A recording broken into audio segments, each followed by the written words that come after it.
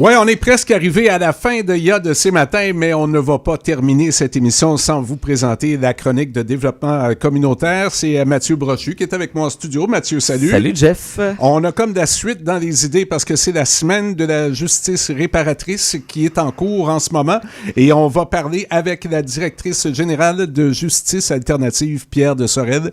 Nicole Teasdale, salut, bon matin. Bon matin. Qu'est-ce que c'est que la justice alternative? Alors, la grande question. La justice réparatrice, dans le fond, le mot réparatrice, c'est au sens même de cette justice-là, c'est-à-dire plutôt que de penser à punir une personne qui a commis une infraction, on va aller plutôt dans une démarche de réparation, donc de responsabilisation. Et derrière ça, il y a l'idée qu'on va prévenir la récidive. OK. Et il y a du pardon aussi là-dedans? Oui, tout à fait. Alors, on le sait, hein, il y a eu une émission là, qui va reprendre, qui va être en ondes en janvier, là, mea culpa. Donc, c'est aussi dans la démarche. Donc, c'est de permettre, au-delà de la réparation, c'est de permettre un espace de dialogue entre la personne qui a commis l'infraction et la personne qui est victime.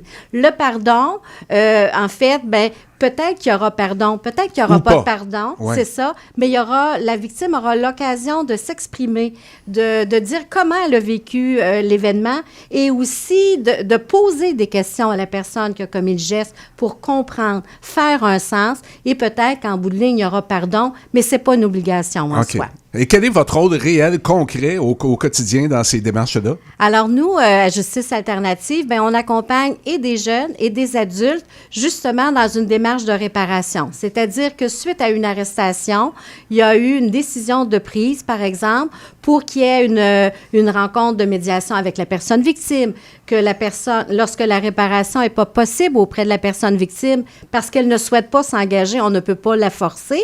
Alors, ça peut être une réparation au niveau de la collectivité. Les gens peuvent souvent entendre l'expression des travaux communautaires. Ça peut être une mesure de dédommagement. Alors, dans notre quotidien, avec des jeunes et des adultes, on les accompagne dans ces démarches-là. Et est-ce que c'est vous qui initiez le contact avec la personne qui est victime? Oui, dans les cas au niveau jeunesse, avant qu'un jeune soit rencontré dans ce qu'on appelle un couloir non judiciaire, on entre en contact avec les personnes victimes pour les informer, leur dire que leur plainte a suivi son cours, qu'il y a eu de l'arrestation, qu'une décision va être prise et que surtout, elles ont droit de parole et qu'elles peuvent, si elles le souhaitent, justement, rencontrer la personne contrevenante. Donc, vous amenez quelque chose de très humain dans un monde qui est plutôt froid, le monde de la justice. Oui, tout à fait, c'est ça. Et on prend soin d'accompagner les deux personnes. On est présent, on les soutient et on est là pour les deux parties. Oui. OK. Et ça représente donc une charge quand même émotive, importante, même pour vous, quand vous vous retrouvez coincé à quelque part entre deux mondes? En fait, c'est sûr qu'il y a des situations qui peuvent davantage nous toucher pour toutes sortes de raisons, mais l'important, c'est de voir comment les gens s'impliquent et la satisfaction de les accompagner dans ce dialogue-là, justement, et de recréer des liens. Alors ça aussi, ça fait partie de la gratification. Quel type de personnes s'embarquent dans votre groupe à vous? Ça prend quel type de vous avez des bénévoles, j'imagine, vous avez des gens qui s'impliquent? Là, présentement, on n'a pas de bénévoles, mais on est en train d'y réfléchir, de lancer l'idée pour avoir ce qu'on appelle la médiation citoyenne. Alors, nous, pour le moment, l'équipe de travail, on est formé en travail social, en criminologie, justement, pour être capable d'accompagner les gens, mais éventuellement, on lancera un appel aux bénévoles et on viendra vous rencontrer pour l'annoncer. Oui, parfait. Donc, les gens qui pourraient avoir envie, à un moment donné, de s'impliquer quand le projet arrivera, ce serait quel type de ressources que vous pourriez rechercher? Qu'est-ce qui manque que vous dites, ça, ce serait un plus à ajouter à notre groupe? En fait, ça prend des personnes qui sont prêtes à ne pas prendre parti ni pour un, ni pour l'autre. Alors ça, c'est un grand défi.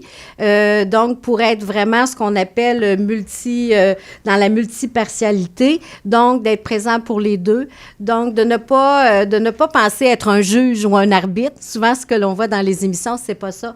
Mais de laisser les gens s'exprimer, de les soutenir. Alors, donc, de vouloir donner leur temps, d'être prêt dans l'écoute et aussi dans la patience parce qu'on suit le rythme des personnes. Alors, donc, ça peut prendre prendre plus d'une rencontre, parfois pour arriver à cet espace de dialogue-là. Et ça fait combien de temps que vous existez? Alors, Justice alternative, c'est depuis 1985.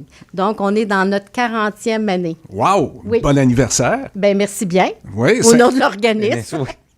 Mais Nicole est là depuis longtemps. C'est une ressource importante de notre milieu, une référence. Quand on a des questions sur l'historique du milieu communautaire dans la région, bon, on appelle Nicole, puis elle a vécu beaucoup de choses. Elle a vécu, elle est passée à travers beaucoup de choses. Ah, puis, oui.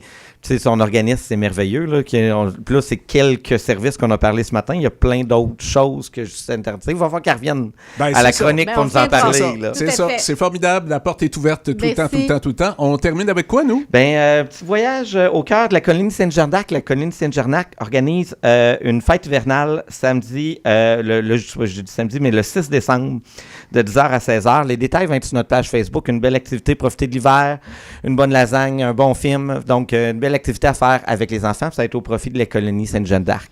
Mathieu Brochu, toujours agréable de t'accueillir. Merci à vous, CGSO et toi, Jeff, de nous accueillir. La chronique de la CDC tous les mardis pour à peu près terminer notre émission de radio. Puis là, ça va se finir avec cette chanson-là. C'est Jeff Posé avec Ballon Sonde. On se retrouve, nous, demain, 6h. Un peu comme